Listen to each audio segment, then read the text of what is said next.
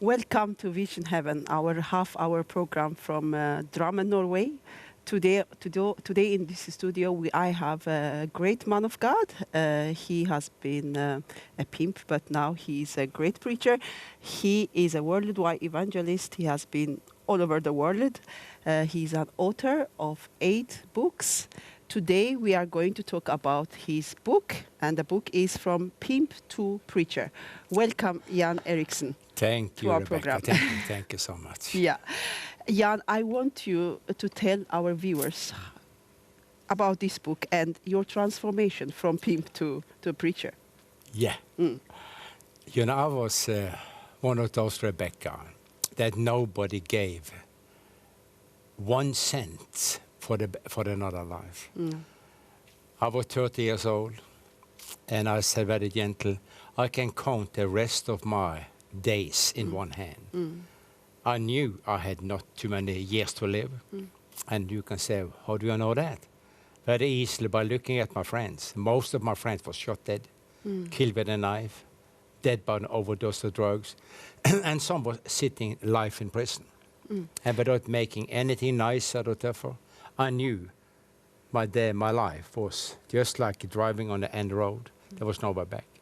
Before a young girl like you come into my life, in a very simple way, she asked me, are you satisfied with your life? I said, how can anybody be so stupid? After 16 years on drugs, more than 8 years as a pimp, years in prison, I knew there was no way out. And I said to that precious young girl, if you ask a so stupid question to a man like me, you better have a good answer. If not, you're going to have a problem. And she very friendly said, yeah, I have the answer. And I said, so what is the answer? At that moment, people all around the world, I had 3 gods. That was number 1, sex, number 2, drugs, and number 3, rock and roll. That was my gods. And I had no plan to change. But she was smiling and said, is it okay for you that I can tell you about the answer? I said, sure, honey, talk away. Very gently, she said, the answer is 5 letters. G-E-S-U-S. I said, what is that? She said, Jesus. And I said, honey, are you a Christian? She said, yes, I am. I said, stop with that nonsense. How can a good-looking girl like you waste your life? I said, stop with that nonsense. Be one of my prostitutes. Let's go to bed. See what you can do in bed. And let us check it out. That was my life as a pimp. Yeah. And she gently said, I don't go to bed with you. I have something that is much better. I have a life with Jesus. And as a pimp, I was not used to anybody said against me. And I said to my prostitutes, go with him, go with those 2, go with those 3 men, and give them all the sex they want. They had to do that without saying anything. But that girl said against me, and I was not used to that. No. That talked to me. Yeah. So what happened that day? Very easy. It was so stupid. It was so stupid, ridiculous, stupid, and powerful. I said, you don't want to be one of my prostitutes. You don't want to go to bed with me. So what do you then really want? She said, I want to have your ears. I want to talk with you because what I have can change your life. I said, do you believe upon what you are telling me? I said, I'm a pimp. I have destroyed so many people. Many girls have been working for me in Copenhagen, in Gothenburg in Sweden, all around Norway from city to city. I made tons of money. That was my big business. And I said, do you really believe that your God can change a man like me? She was smiling and very gently. She said, well, if you never try, you will never know what Jesus can do. That's true. And she kept on, she said, so what can you lose by giving Jesus a chance? She talked my language. She challenged me. When I looked at her, I was so amazed. Because when I met girls like you, after being talking 10 seconds with them, I could see in every girl's eyes that was upset. They condemned me. Because a pimp took what is costly for any girl, destroyed it. And when I met girls like you, I saw the eyes that condemned me, that was negative, and that was afraid of me. You know, I spent my life, Rebecca, in nightclubs in the night. Not the down class, but the upper class. Then I was sitting with my nice clothes. Everybody knew me. But again and again I realized when the bartender came, when the bartender came and asked, what shall I have? I said, give me a screwdriver. That was vodka, orange juice. Yeah. The strong stuff. The strong stuff. Yeah. But again and again I realized I never came back for to pick up the money.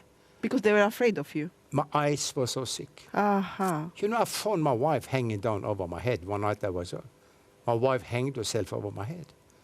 I was there when a friend of me got his whole head knocked in with a hammer. I was there when a friend of me shot his head off. And you know, all these things for 60 long years had destroyed my head. And yes. And how is it to be feared by everybody? And did you have many friends, people who love you at that time? No, I had nobody who loved me. No. Everybody was afraid of me. I met the police in a number of cities, and they said, Mr. Eriksen, is everything well? I said, sure, just get out of my way, let me do my business. They said, sure, Mr. Eriksen. Sorry, we interrupted you. I spent 2 years in prison. And even in prison, the prison guards treated me very, very well. Everybody knew I had drugs. At that moment, I had lots of steroids. I used steroids in prison. I used drugs. Everybody knew it. But the prison guard never did anything because they was afraid, because their family was outside and so. And many people was working for me. Lots of people knew me. And if they did anything stupid, they would end up in a big problem. They know the penalty. That's a good word. That's a good word, Rebecca. They know that. Yeah. But so you had the power. You were feared. You had money. You had an influence because those people under you could be influenced by you. Yeah. So this talk about Jesus, how could you take it? I mean, when I looked at that girl, she was quite so different. As I said, her eyes. But there was something else also. I had never, ever heard about God's power. I knew the power of the gun, standing as my gun on the photo. I knew very well that the power I had in my hands, I had the power in my gang. And I used my power. I used my power very much in different places in Europe. And as a gangster, I was feared. And I enjoyed it, very honest. As an unbeliever, it is important to have respect. Yeah. And I had respect. So when I come to that girl, in her eyes, I could see she was quite sad. She didn't condemn me, but she cared for me. She was not afraid, but she had just so compassion. She looked at me. She was peaceful, and that was quite new. And something inside of me said, she has the answer. And I was not ready for that because the answer, I said very gentle, I'm going to live my life the way I want. Die young as a good-looking pimp instead of getting old. And I was very honest, Rebecca, when I said, I believe a good drug addict is a dead drug addict. I believe a good prostitute is a dead prostitute. Because I had never seen any of my friends leaving this life in another way. No. One time drug addict, always drug addict. One time a prostitute, always a prostitute, until you die. Or until they meet Jesus Christ. Just what happened to you. Tell us what was the transformation. Because today, like you were preaching, and you said you can't come to Jesus as you are, but something must have happened after that. But what did happen in your life? That happened very easily. She challenged me. And my prostitute was sitting, one of my prostitutes sit beside me. She was laughing. There was something inside of me that said, that girl is different. So I said to my prostitute, you shut up. I'm going to listen. She told me very gentle how Jesus, what he had done already. The only thing I could do, as according to the Bible, was to receive him. I said, it cannot be that easy. Again, she said, well, if you never try, receive him, you will never know what he can do after you have received him. But he need to come in. Just the same story. I can talk to you about the bottle of vodka, but you will never know what vodka can do No. before you get it in. No. They can talk to me about LSD and amphetamine, but I will never known it before. I took my first LSD, then I realized, man, LSD is good.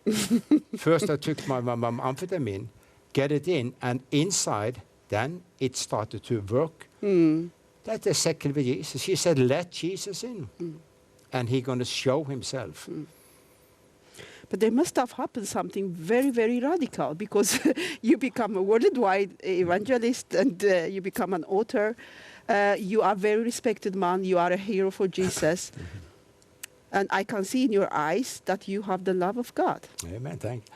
Well, I went with that girl to Pentecostal in Norway. Not to be saved, but I wanted to check out where she got her power from. And during the meeting, I was not turned on. I was more turned off, because I didn't like the preacher. Okay.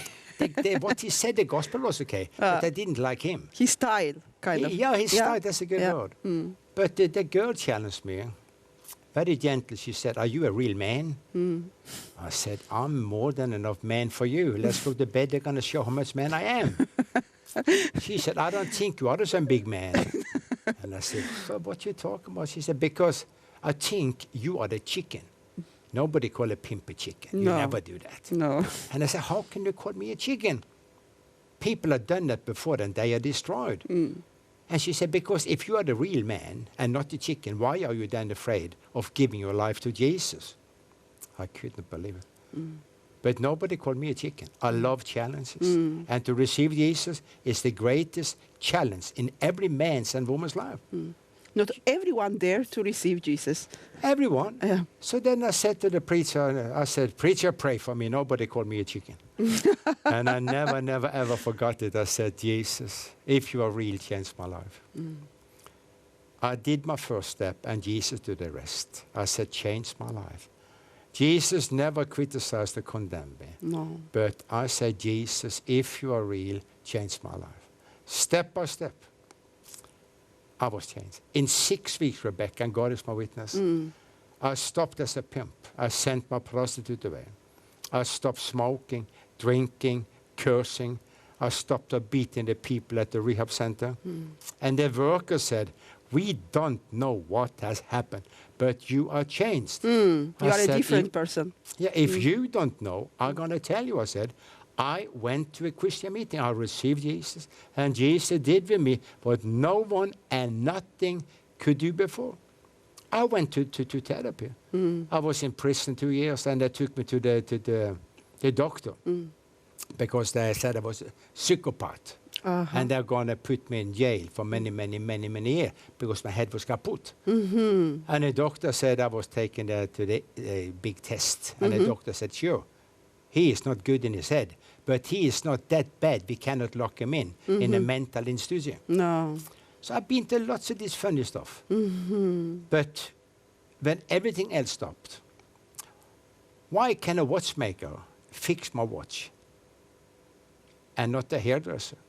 It's a good question. Very easily, because the watchmaker, he made the watch. That's why he can fix my watch. True. So when no one else, I went to so many different places. When I went to God, who made me, then he fixed me. Today it is 34 years since Rebecca. 34 years is gone. I had never, ever touched alcohol, wine, drugs, or tablet at all for 34 years. That is a radical change. But I want to ask you, while you were a criminal and a pimp, where you had you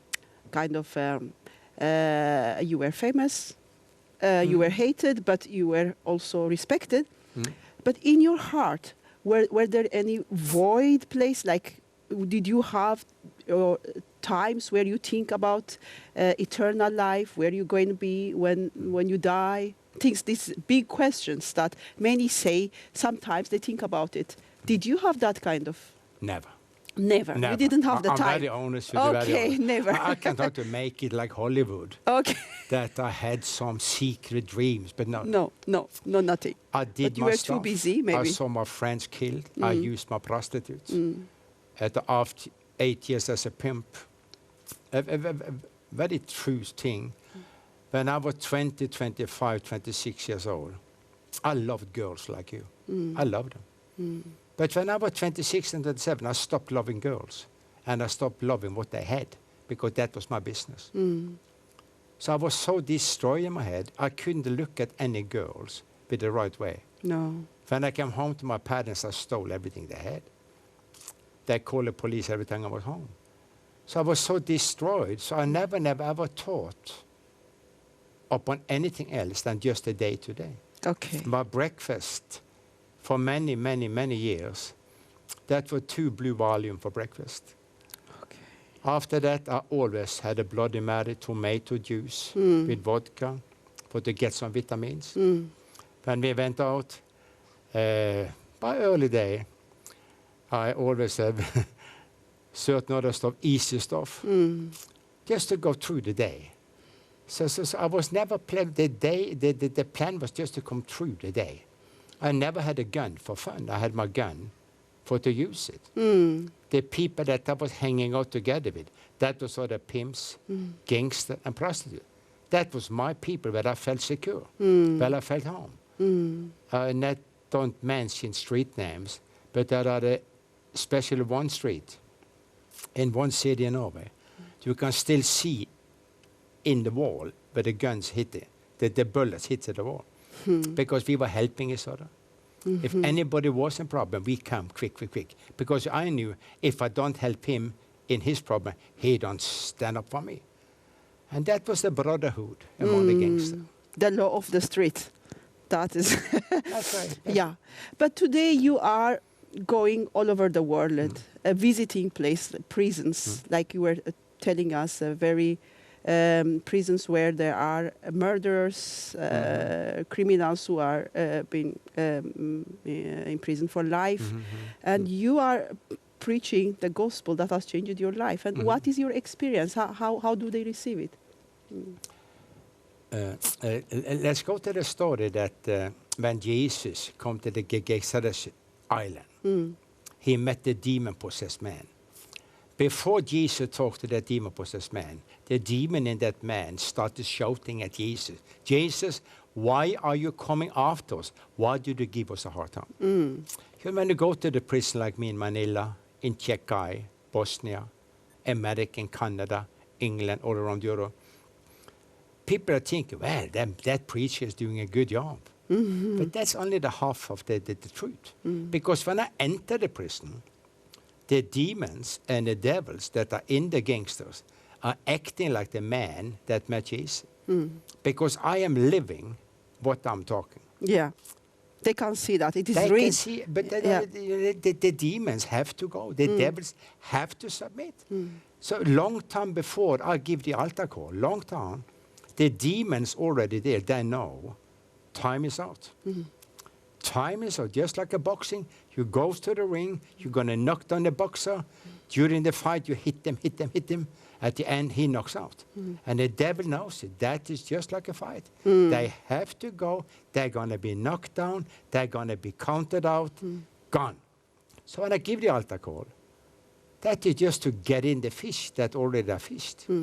And I see more in prison than anyone else in this beautiful country, in Scandinavia, and parts of Europe.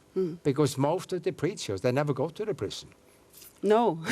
You know, I said, you never get a salary. No. They never take an offering. No. You cannot even sell your books. No. So who will go to the prison?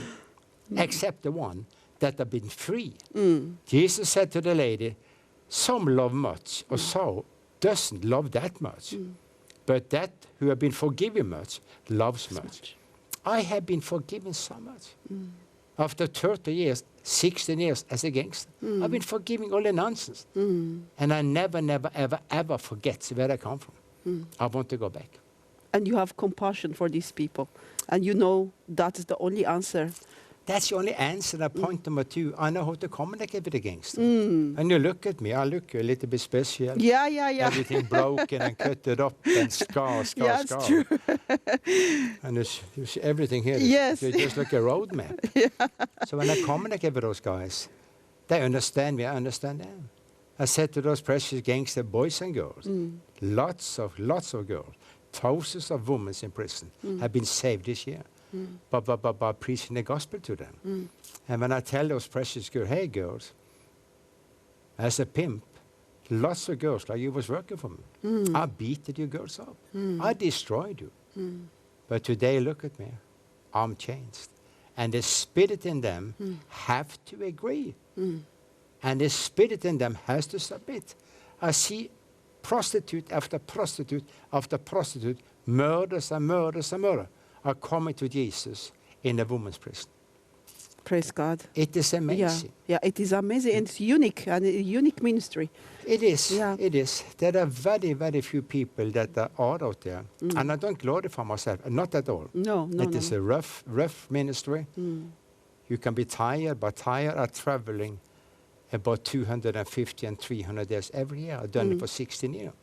Yeah. I'm very good married with a beautiful, beautiful wife. She goes with me about 80% of the time because I cannot manage to do this alone. I cannot. In trouble, temptation, and test, I cannot do that. God is with me, but to have a wife with me, man, that is also good. Yes. So, what is the name of your ministry? You said Street Ministries International. International, and you are a website. Have a website. And then the website is like the regular streetministries.at. Okay, yeah. And your base is in Austria. In Austria, just outside of Salzburg. Yeah. A beautiful place. Yeah, and we have also a website, www.visionheaven.com.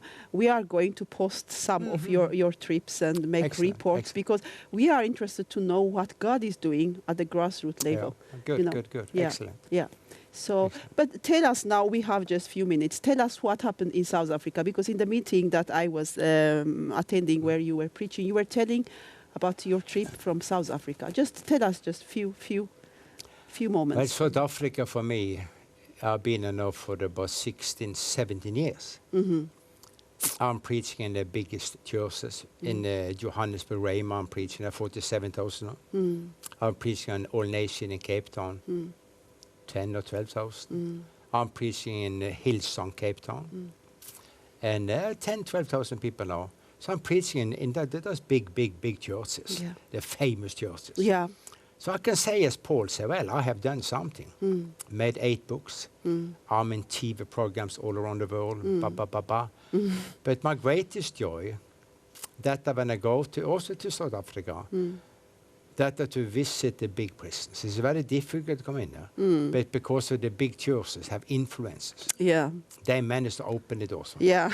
So my book is made in 8 different languages. There are 9 languages now on the way. That's Russian. And so we go into the biggest, no, in January, no, that's a lie, February next year. Then we are printing 15,000 new books for South Africa. Okay. We print it in India, send it to South Africa with a boat. 15,000 books that we're going to give to the prisoners in South Africa again. So the big part of my heart that are in that beautiful country. I mean, it has been a pleasure to have you here and to hear what God is doing in your life and through you.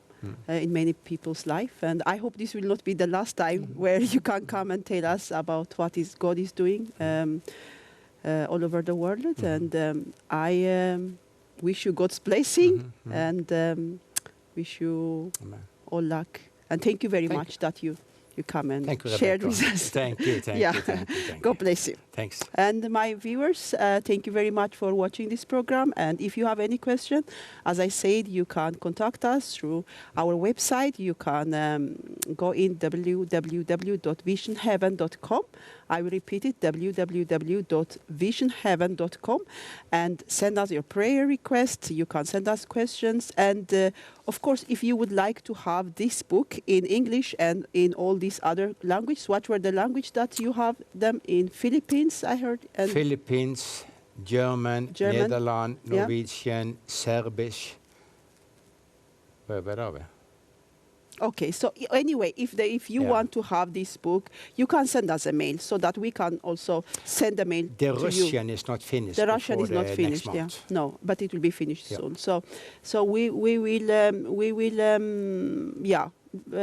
send email to you so that you can send them the Good, book. amen. Yeah, yeah. And if they want to know more about your programs and about your ministry, they can also go into your website and get more information. So thank you very much. I hope you stay tuned and I hope you stay blessed. God bless you. Bye-bye.